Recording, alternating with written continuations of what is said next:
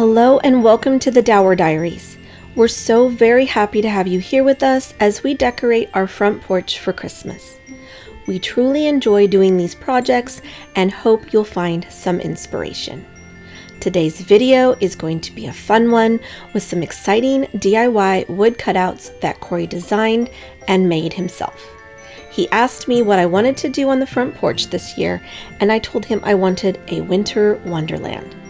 As is with my husband, he said, yeah, okay, no problem, and set out to give me exactly what I asked for. His design was to create wooden cutouts that he could backlight to give them a silhouette instead of just lighting them from the front, which I was a little skeptical about at first, but I never should have doubted him for a minute. We first started by removing everything from the front porch to give us a clean slate to work with, as well as the space we'll need to make our winter wonderland happen. And we could not have asked for a better day to do this project. It was simply beautiful, crisp but sunny. Thankfully, we did get it all accomplished because we now have rain for the next 5 days here in East Tennessee. So our inquiring minds want to know, are you a fan of the classical, colorful Christmas lights for your outdoor decorations? Or do you prefer the simplicity of white lights? We would love to hear from you all, so please leave us a comment below.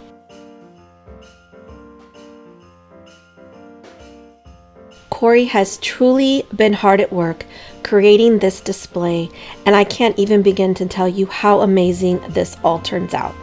So grab a snack, something warm to drink, sit back, and enjoy as we transform our front porch into a Christmas winter wonderland for 2023. For this project, Corey used 4 sheets, 4 foot by 8 foot of OSB, oriented strand board, that we had on hand from a prior project. He doesn't suggest using this type of wood because it chips and splinters too easily. He does suggest you use plywood instead, which generally runs about $19 a sheet. He began by sketching out a rough draft of his trees and then later went in with a Sharpie pen to darken the outline to make for ease of cutting later. He made a total of 2 large trees and 2 smaller ones. He did this as well for the deer he created, 1 buck and 1 doe.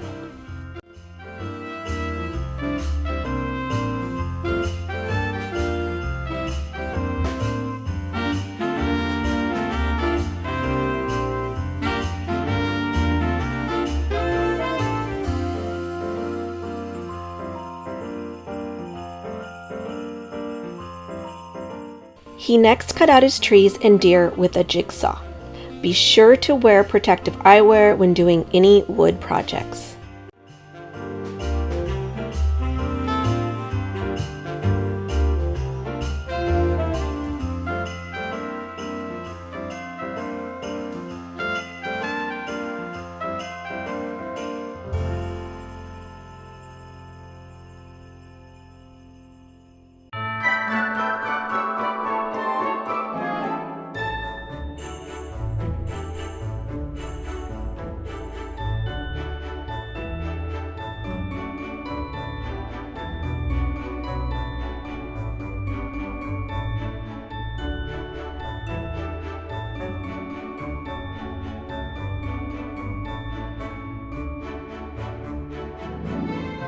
The point of these wooden cutouts is to backlight them and make them silhouettes.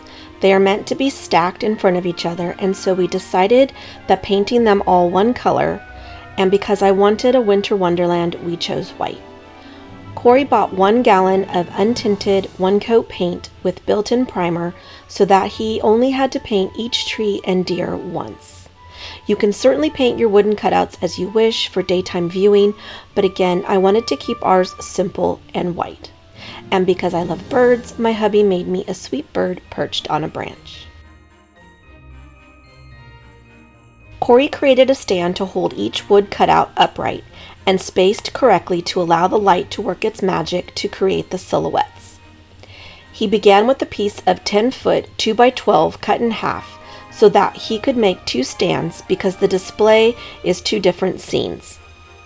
He then attached to each of those bases 6 10-foot 2x4s cut in half, which he split evenly between each stand. These boards will be the slots that hold each wooden cutout upright. Each 2x4 was spaced with some scrap OSB and a piece of cardboard as a placeholder so that each piece of wood was the correct distance apart to allow for ease of placing the wood cutouts into the slots later. He used wood glue and 3 4-inch wood screws per board to attach to the bottom base. Each hole was pre-drilled.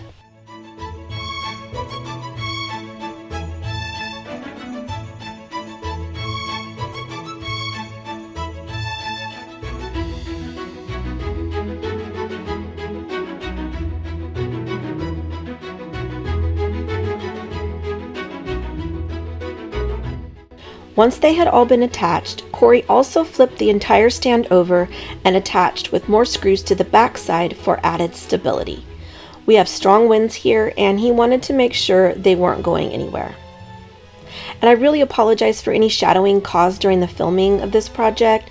The sun at this time of year sits lower in the sky, and no matter what time of day, we get shadows here at the front of the house. Now here is the constructed stand and how each wood cutout sits into each slot. Corey also made snow drifts out of the OSB to add near the feet of each deer in the display.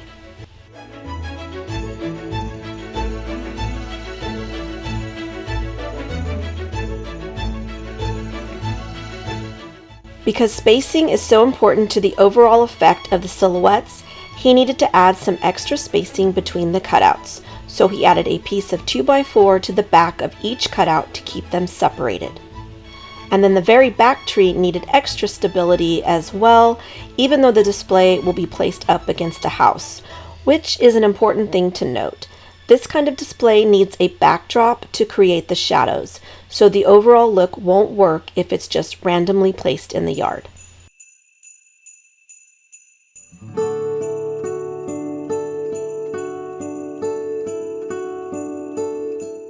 Next, we added warm white string lights, which is how the backlighting is created. Corey attached them by using a hand stapler, taking extra care not to shoot through the wires. He used Sure Bonder number 11 Power Crown 1/2-inch staples. The idea is to hide the lights near the edge of the backside of each cutout to create dimension and the silhouette effect. You don't want the lights to be seen from the front.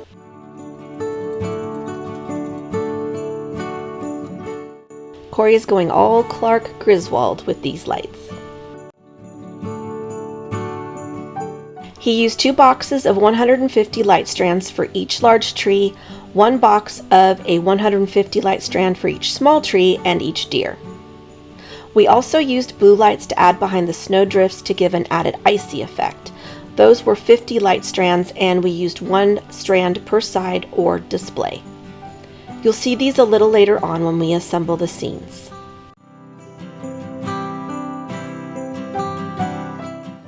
Now, if you're enjoying this video, please give it a like and a share.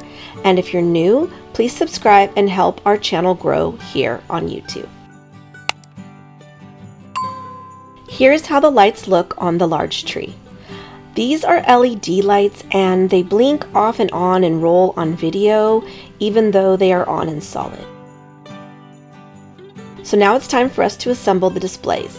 Please use caution, these stands are really heavy.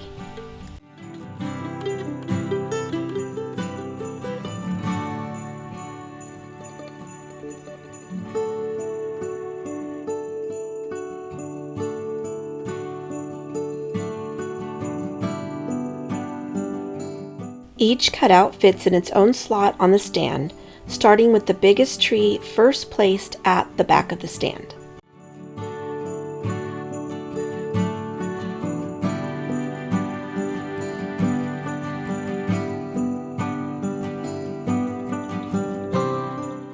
Corey also used some wood to elevate the front of the stand to keep the tree against the house. Again, you will want your displays up against a wall to help create the silhouette effect.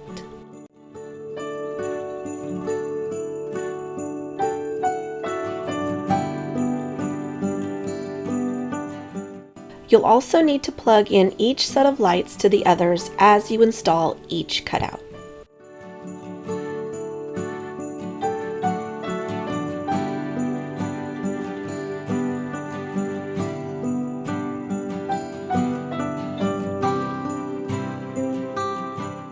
The deer and snowdrifts are the last to be installed.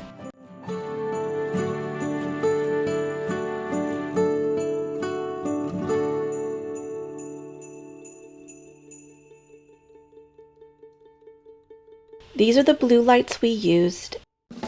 We just tucked them in behind each snowdrift, and I can't believe how much it adds to the overall effect, which you will see here in just a bit.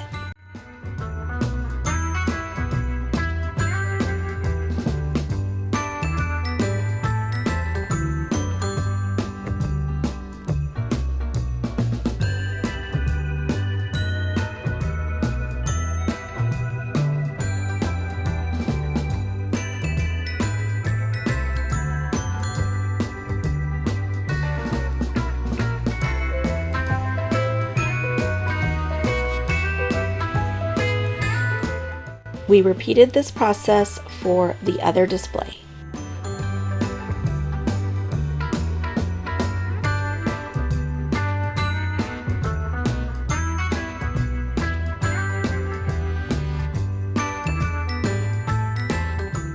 With the winter scene set, we turned our attention to decorating the rest of the porch. I wanted to keep things minimal because the cutouts are what I wanted to be the focal point, but I also wanted something pretty for daytime viewing. We started by adding some pre-lit garland, and these are 18 feet in length. We used 2 wrapped together to create more fullness. I didn't want them to be swagged because it would interfere with the lighted display at night, so we kept it primarily flush with the eave of the porch. We already had plant hooks up, so we just used those to anchor the garland.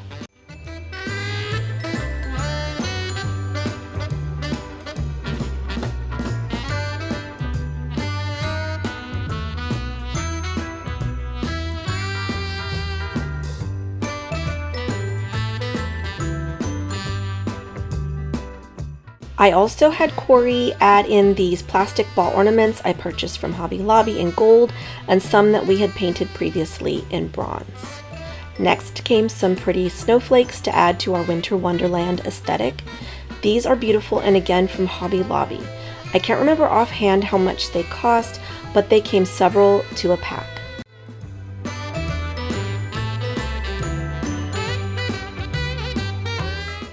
I then focused on our front door, and if you haven't seen our DIY video, please go check it out. I will leave it linked at the end of this video so you can easily select it. We did a dupe of an Our House doormat.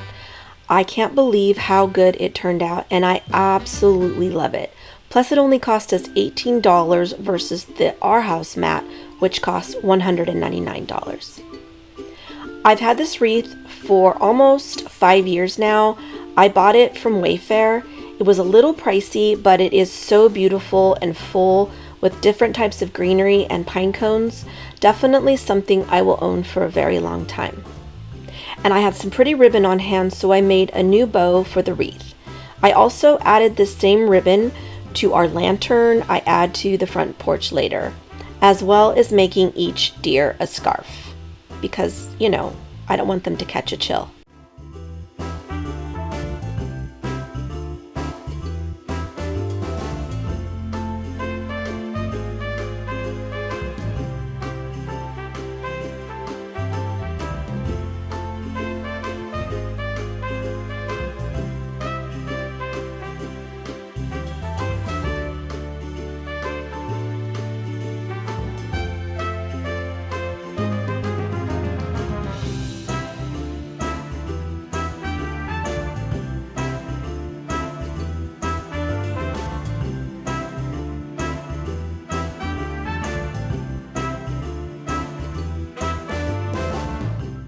We realized we needed to cover the display stands as well as the chaos of the electrical cords, so I thought we could buy some white plastic tablecloths from the dollar store, but while Corey was at our storage unit, he remembered he had a roll of white plastic. Of course he does.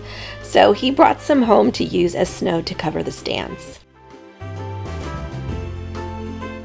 And Nala and Daphne wanted to give you all a big hello and wish you all a very Merry Christmas.